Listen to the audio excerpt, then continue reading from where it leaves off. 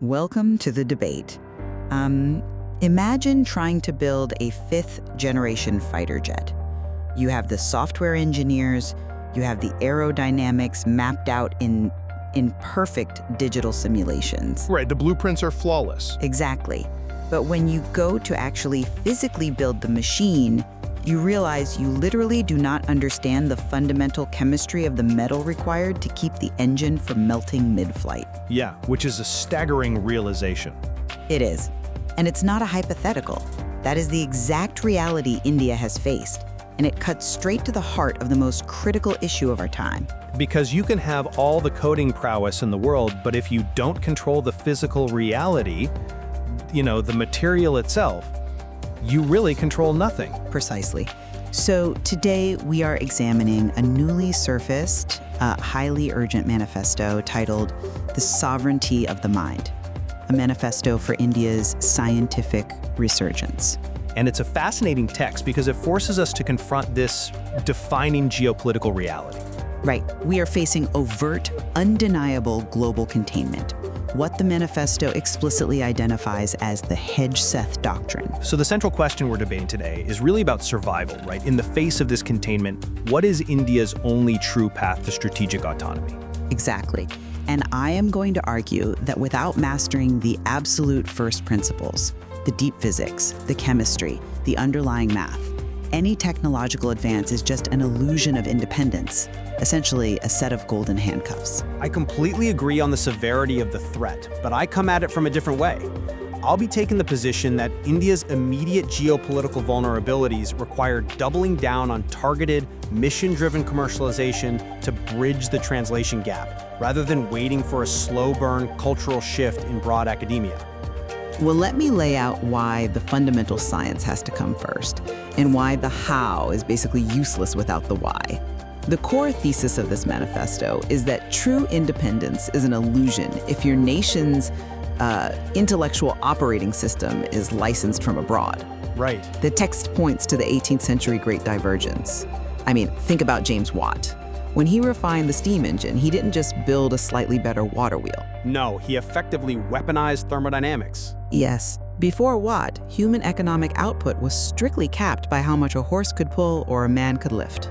But by mastering the underlying physics of how heat converts to motion, he decoupled human productivity from physical muscle entirely. And that kicked off the Industrial Revolution. Precisely. It established this ruthless precedent. From Faraday's electromagnetism to Boltzmann's probability theories, which, by the way, form the absolute statistical bedrock of modern AI today, the West's ascent was built entirely on a science-first doctrine.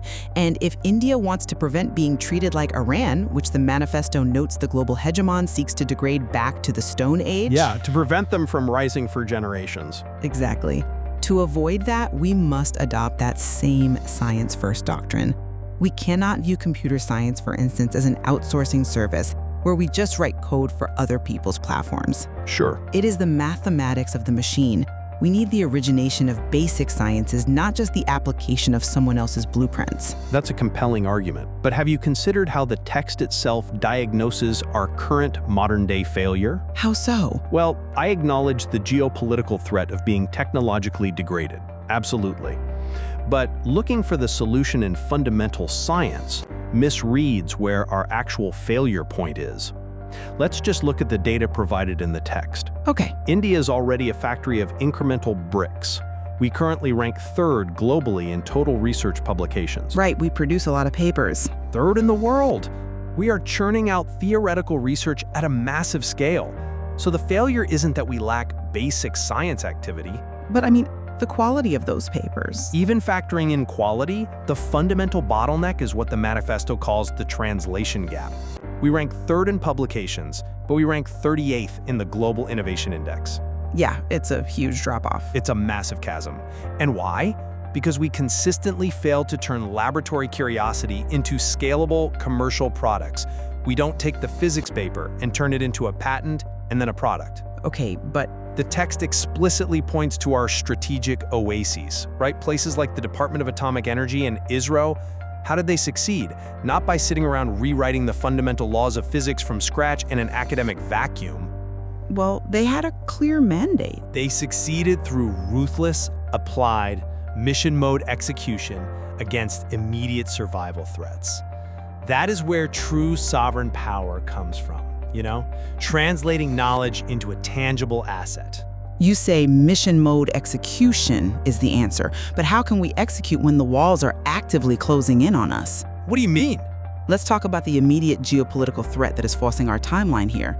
The text points to the recent remarks by U.S. Secretary of Defense Pete Hegseth. Oh, right. The Hegseth Doctrine. Yes. He stated unequivocally that the United States will not allow India to rise on the same trajectory as China, to become a peer competitor. Yeah. It's a public, unvarnished admission that the global hierarchy is, it's not a meritocracy. Not at all. It is a closed circuit, and it's guarded heavily by the powers who currently hold the keys to advanced technology. They will actively contain us, cut off supply chains, and use export controls to stop us. Yes, the text is very clear that the world will not gift India its future. It'll actively contest it. Which is exactly why we cannot rely on applied technology partnerships.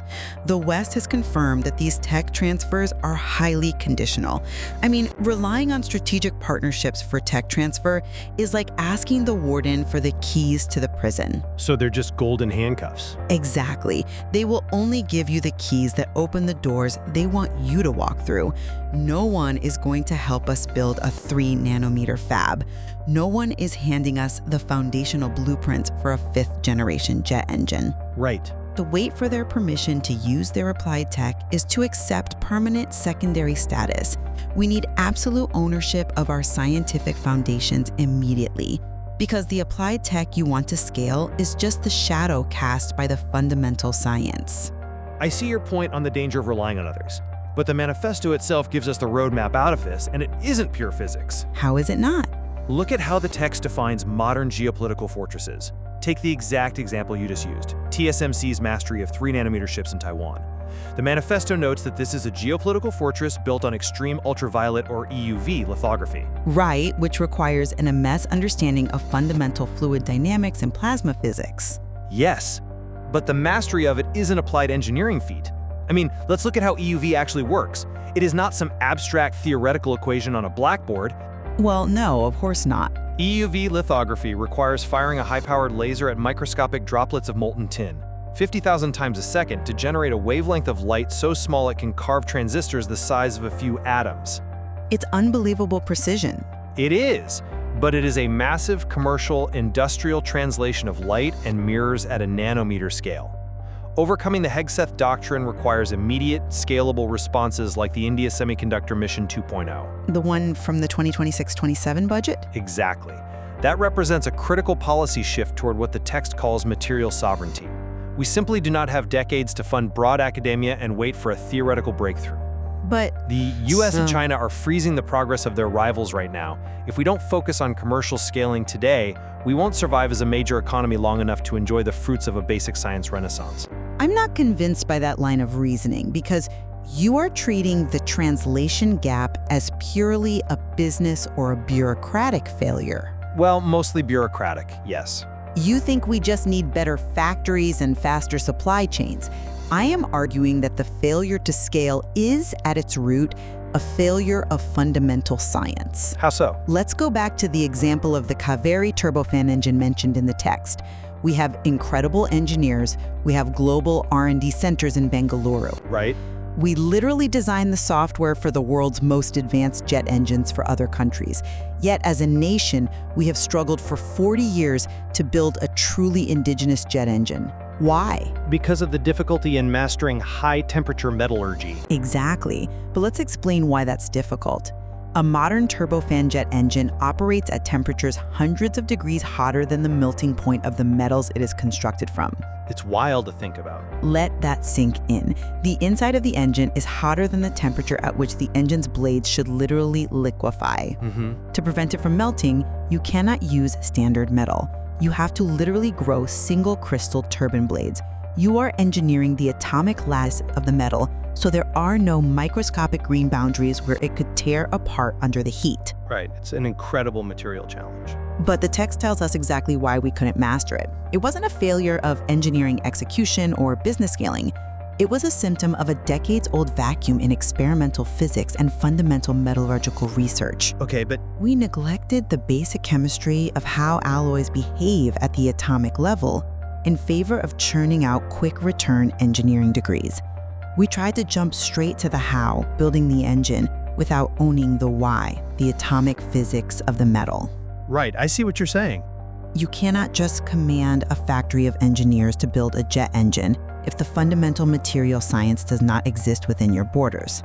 The West and China fund fundamental basic science so heavily, precisely because they know it is the only way to eventually own the applied technology. Let me stop you there, because that is a beautiful explanation of the metallurgy. But the text provides a perfect counterexample to your Criveri argument. Which is? We can look directly at the discussions from the Prime Minister's Science, Technology, and Innovation Advisory Council, the PMSTAC. While the Kaveri engine struggled for decades, ISRO mastered cryogenic propulsion and highly complex orbital mechanics. Well, sure, ISRO is incredible. They landed a rover on the lunar South Pole. Now ask yourself, why did one succeed and the other struggle? Was ISRO somehow imbued with a magical surplus of fundamental physics that the aeronautics sector lacked? Well, ISRO had to master the fundamental orbital mechanics first. They mastered exactly what they needed to achieve a specific mission. But the real reason that success doesn't replicate across the broader Indian economy is the bureaucratic environment. The red tape. Exactly. The text highlights a terrifying reality, the L1, or lowest bidder, procurement rules. Yeah, the procurement rules are certainly an issue. They are the entire issue. Let's explain what L1 actually does to a scientist. Imagine a top-tier materials scientist in India who is trying to study those exact single-crystal turbine blades you just mentioned. Right, they need specialized gear. They need a highly sensitive scanning electron microscope. Under L1 rules, the government treats that highly sensitive, bleeding-edge scientific equipment the same way a government office buys paper clips or office furniture. Oh, wow. Yes, the scientist is forced to buy from the cheapest, most unreliable vendor who put in the lowest bid, regardless of quality. And the equipment breaks? Or it takes years to arrive? Exactly. How can you expect our researchers to overcome the translation gap when the procurement system literally prevents scientists from accessing the tools they need in a timely manner? It's incredibly frustrating. You can't have a fundamental breakthrough or an applied breakthrough if a scientist has to wait 2 years for a specialized part because a government clerk mandated buying from the cheapest vendor. The real issue holding back our incremental bricks from becoming sovereign blueprints is this systemic bureaucratic strangulation, not a lack of philosophical devotion to first principles. That's an interesting point, though I would frame it differently. The bureaucratic strangulation you're talking about is absolutely real and infuriating. But it is actually a symptom of how we value science economically as a culture. How do you mean? This brings us to the staggering financial reality the manifesto outlines. India's GERD, our gross expenditure on R&D, has remained stubbornly stagnant at approximately 0.64% of GDP for decades. Yes, what the text calls a survival budget. A survival budget is putting it mildly. Let's put 0.64% in perspective. While global rivals like the US and China are spending between 2.5 and 4.8% of their massive GDPs on research, a top-tier quantum physicist in India is essentially given a budget smaller than a mid-level tech startup's marketing spend. In the world of realpolitik, you cannot build a dominance budget out of pennies. True, but if we are serious about the Viksit Bharat 2047 vision, becoming a developed nation by our centenary, we have to raise our R&D spending to a minimum of 2% of GDP to foster a research-only environment. But just throwing money at a broken academic system. It's not just about equipment, it's about the people. We need what the text calls an economics of respect. At the ESTIC 2025 conference, young scientists pointed out the civilizational hemorrhage of our brain drain. Yeah, the talent leaving is a massive problem.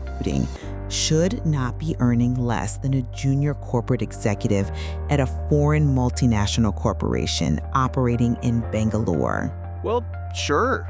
We need a sovereign researcher pay scale. We have to fundamentally shift the entire academic culture from compliance to conquest, and that requires massive foundational funding into broad academia. I'm sorry, but I just don't buy that. Let me tell you why. Simply taking a massive 2% GDP budget and throwing it at our current university and academic centers is not going to organically turn degree factories into discovery hubs. Why not? Not if the private sector remains entirely risk-averse. But the newly operationalized Anusanhan National Research Foundation, the ANRF, has launched the MAHA mission specifically to target these high-impact areas. The structure is being put in place to absorb that funding intelligently. Look at the historical track record, though. Look at the 1 lakh crore Research Development and Innovation Scheme announced back in November 2025.